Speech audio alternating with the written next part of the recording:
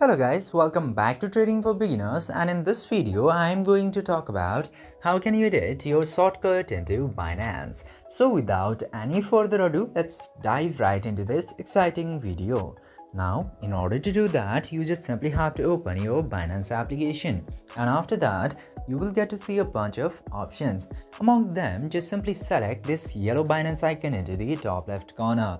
Tap there, and after that you will get to see this option of edit into shortcut. Tap to edit, and after tapping into edit you can select all of the options from here which you would like to add into your shortcuts. You can add most used option of yours into these shortcuts, and you can also remove by tapping into this minus icon from your shortcuts which you have added.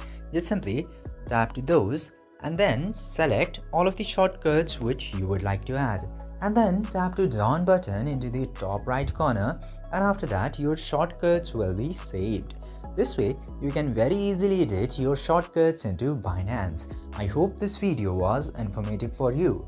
If yes, don't forget to like, share and subscribe to the channel to never miss another update. Thank you for watching the video.